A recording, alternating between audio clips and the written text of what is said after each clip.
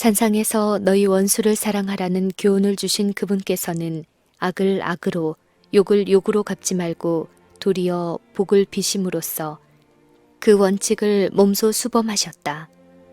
그 문둥병자를 추방하도록 선고한 바로 그 제사장들이 그가 나은 것을 확인하였다. 공적으로 선언되고 기록된 이 선고는 그리스도를 위한 하나의 현저한 증언이었다. 그리고 나음을 받은 그 사람이 제사장들 자신에 의하여 질병의 흔적이 없다는 보증을 받아서 이스라엘 회중으로 회복되었으므로 그 사람이야말로 은혜 베푼 자에 대한 산 증인이었다. 그는 기쁘게 예물을 드리고 예수님의 이름을 찬양하였다. 제사장들은 구주의 신적인 능력을 확신하였다. 그들에게 진리를 알고 그 빛에 의해 유익을 얻을 기회가 허락되었다. 거절하면 그 기회는 지나가 버리고 다시는 돌아오지 않을 것이었다. 많은 사람들이 그 빛을 거절하였으나 헛되이 주어진 것은 아니었다. 많은 사람들이 얼마 동안은 아무런 표시도 하지 않았으나 마음에 감동을 받았다. 구주의 생애 동안 그분의 사명은 제사장들과 교사들에게 사랑의 응답을 거의 불러일으키지 않은 듯이 보였으나 예수께서 승천하신 후에 허다한 제사장의 무리도 이 도에 복종하였다. 문둥병자를 그 무서운 질병에서 깨끗게 한 그리스도의 사업은 영혼을 죄에서 깨끗게 하시는 그분의 사업에 대한 예증이다. 예수께 왔던 그 사람은 온몸에 문둥병이 있었다. 그 병의 무서운 도끼가 그의 온몸에 스며들었다. 제자들은 그들의 주께서 그와 접촉하시지 않도록 막으려고 힘썼다. 왜냐하면 문둥병자를 만진 사람 자신도 부정하게 되기 때문이었다.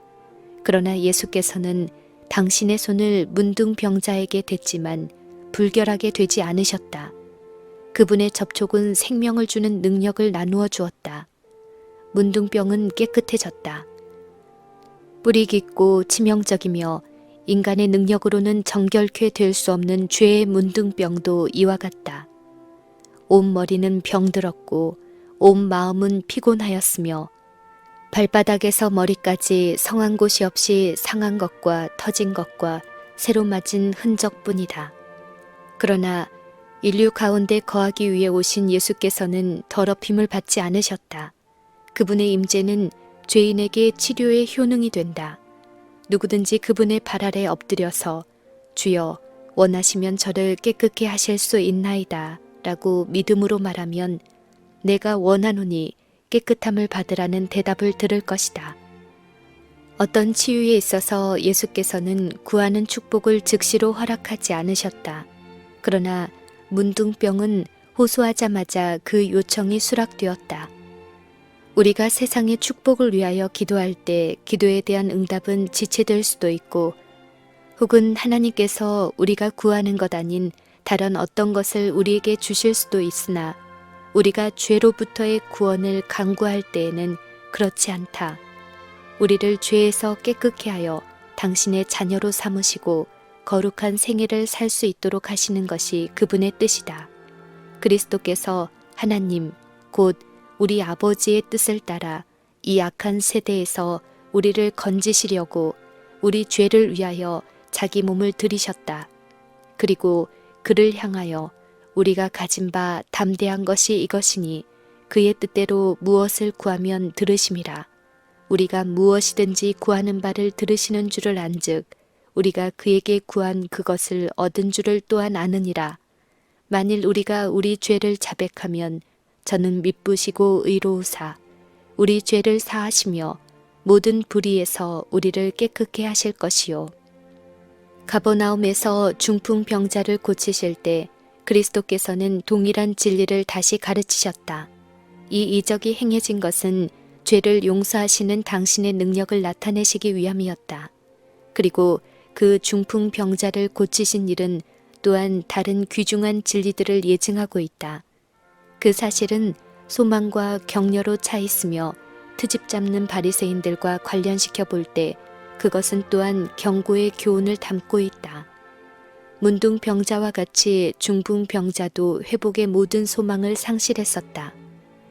그의 질병은 죄악된 생활의 결과였으며 그 고통은 양심의 가책에 의해 더욱 심해졌다.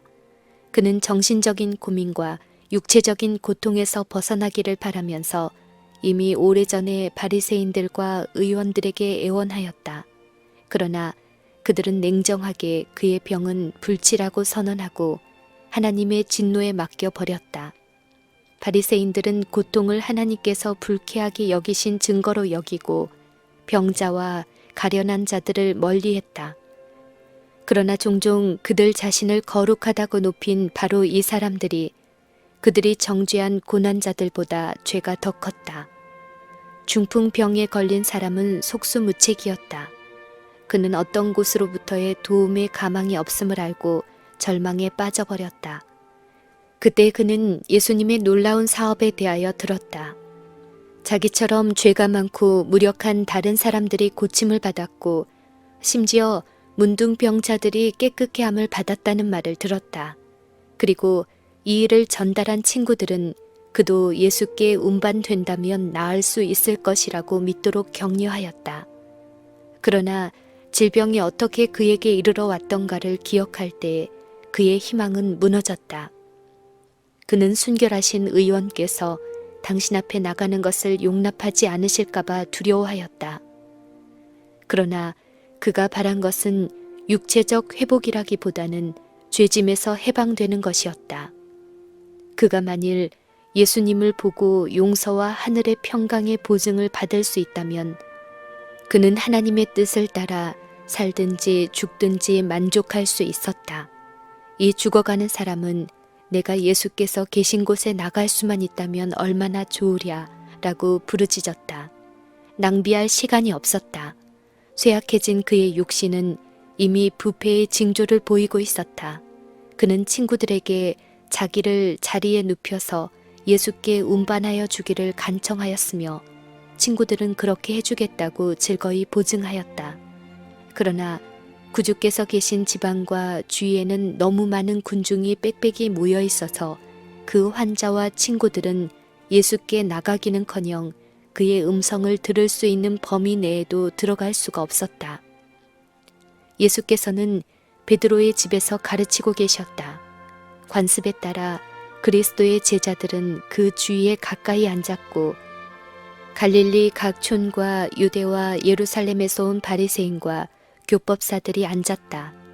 이들은 예수를 고소할 구실을 찾기 위해 정탐꾼으로 온 자들이었다.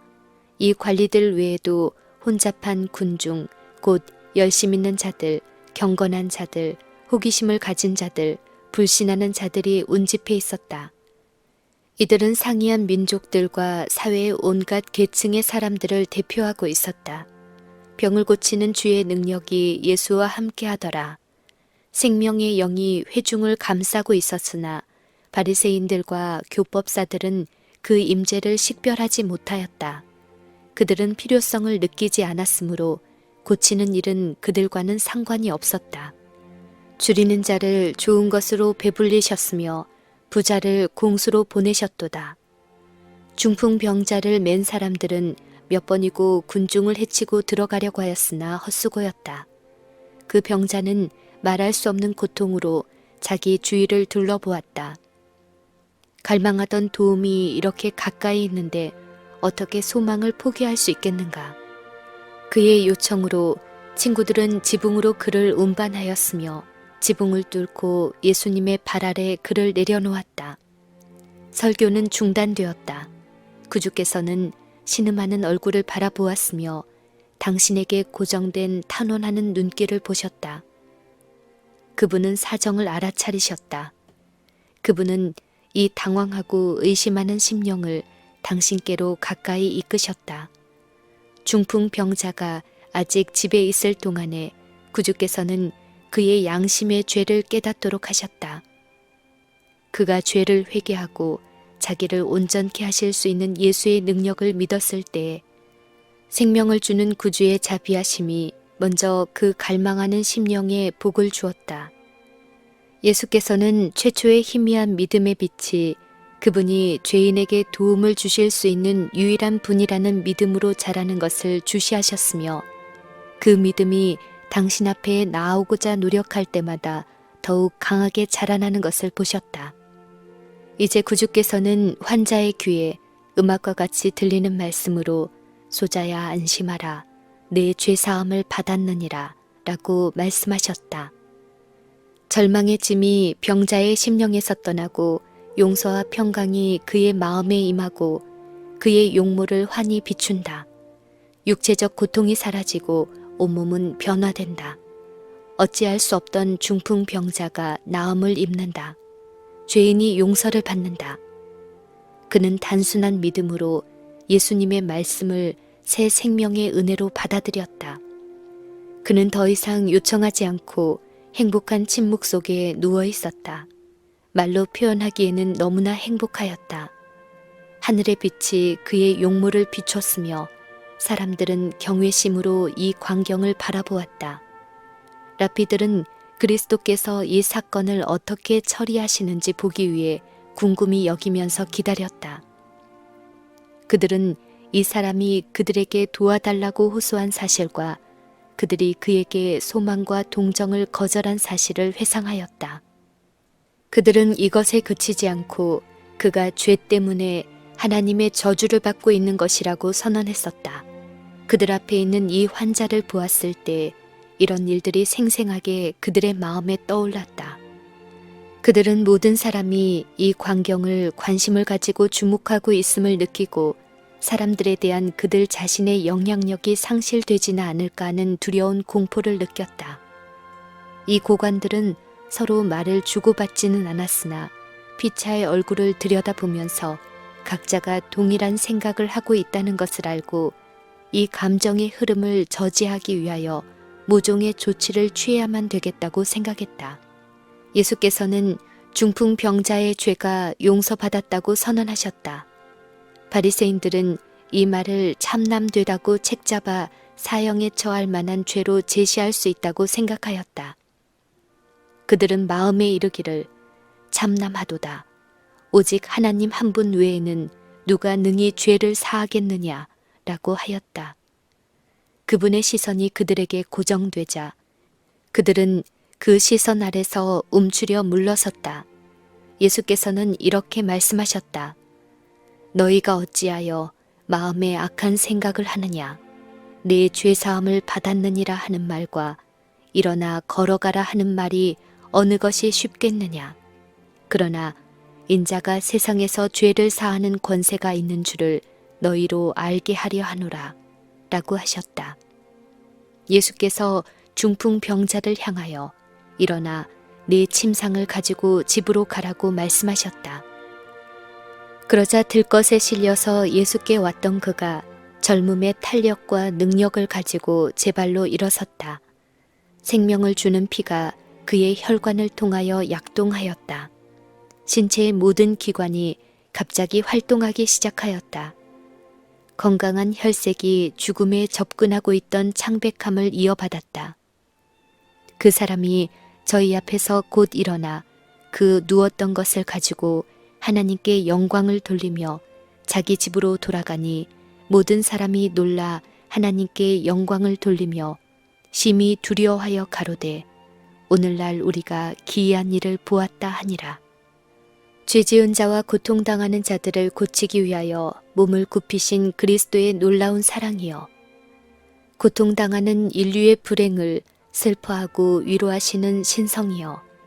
오, 인간 자녀들에게 이와 같이 나타난 기이한 능력이여. 누가 구원의 기별을 의심할 수 있을까? 누가 동정이 많으신 구속주의 자비를 경시할 수 있을까?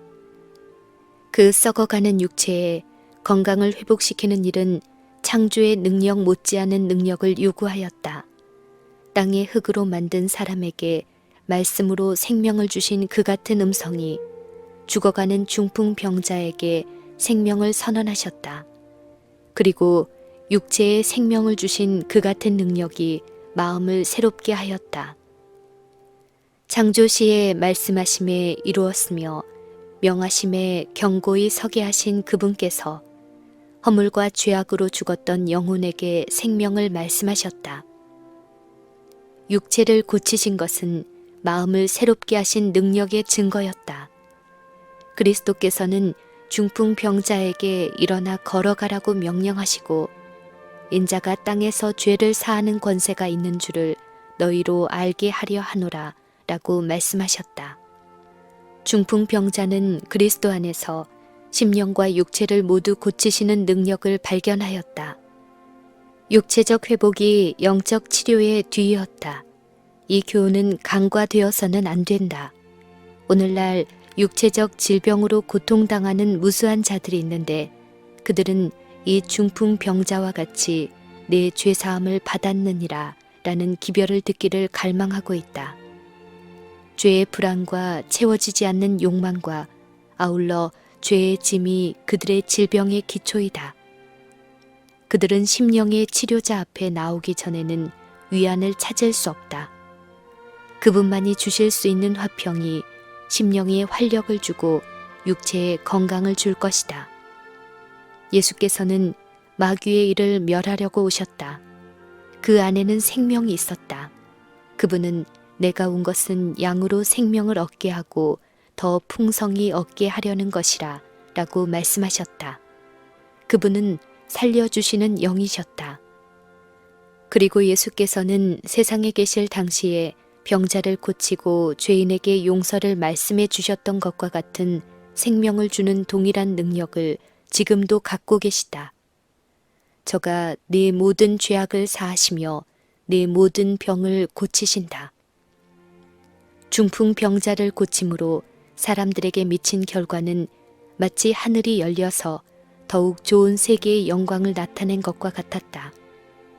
고침을 받은 그 사람이 걸음마다 하나님을 찬미하고 새의 깃털처럼 가볍게 그의 짐을 지고 군중 속을 지나갈 때 사람들은 물러서서 그에게 자리를 내어주고 두려움에 질린 얼굴로 그를 응시하며 그들끼리 가만히 속삭이기를 오늘날 우리가 기이한 일을 보았다 라고 하였다. 바리새인들은 놀라움으로 말문이 막혔고 패배감에 짓눌렸다. 그들은 이곳에서는 그들의 질투심이 군중들을 선동할 여지가 없음을 알았다. 하나님의 진노에 맡겨버렸던 그 사람에게 나타난 놀라운 이적이 사람에게 너무나 큰 감명을 주었으므로 잠시 동안 랍비들은 잊혀졌다. 사람들은 하나님께만 돌렸던 능력을 그리스도께서 가지고 계시다는 것을 알았다.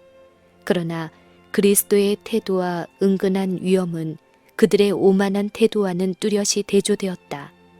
그들은 당황하고 어찌할 바를 몰랐으며 더 우월한 존재의 임재를 깨닫기는 하였으나 고백은 하지 않았다. 예수께서 지상에서 죄를 용서하실 권세가 있다는 증거가 굳어갈수록 그들은 더욱더 완강하게 자신들을 불신에 빠져들게 하였다. 그들은 하나님의 아들을 침묵시키기 위한 새로운 술책을 꾸며내기 위하여 중풍병자가 그분의 말씀으로 회복되는 것을 보았던 베드로의 집에서 떠나갔다. 아무리 악하고 뿌리가 깊은 신체의 질병이라도 그리스도의 능력에 의해 고침을 받았다. 그러나 영혼의 능력은 빛에 대하여 눈을 감은 자들을 더욱 강렬하게 사로잡았다. 문둥병과 중풍병은 완고한 불신만큼 두렵지는 않았다. 고침을 받은 중풍병자의 집에서는 그가 자기의 가족들 앞에서 불과 얼마 전에 천천히 운반되어 갔던 침상을 가뿐히 들고 돌아오자 크게 기뻐하였다. 그들은 기쁨의 눈물을 흘리면서 주위에 모였으나 거의 저희 눈을 의심할 정도였다. 그는 가족들 앞에 충만한 성인의 활력을 가지고 섰다. 무기력하게 보였던 팔들이 그의 마음대로 움직였다. 오그라들고 우중충한 색깔을 했던 살은 이제 생기 있고 혈색이 좋았다. 그는 든든하고 자유로운 발걸음으로 걸었다. 그의 얼굴 표정 하나하나에 기쁨과 소망이 새겨져 있었다. 그리고 순결과 화평의 표정이 죄와 고통의 흔적들을 대신하였다. 그 집에서는 기쁜 감사의 기도가 올라갔으며 하나님께서는 소망이 없는 자들에게 소망을 회복시키시고 고통받는 자들에게 힘을 주신 당신의 아들을 통하여 영광을 받으셨다. 이 사람과 그의 가족은 그들의 생애를 예수께 바칠 준비가 되어 있었다. 어떠한 의심도 그들의 신앙을 흐리게 하지 않았으며 어떠한 불신도 그들의 어두웠던 가정에 빛을 비추신 예수께 대한 충성을 파괴하지 못했다.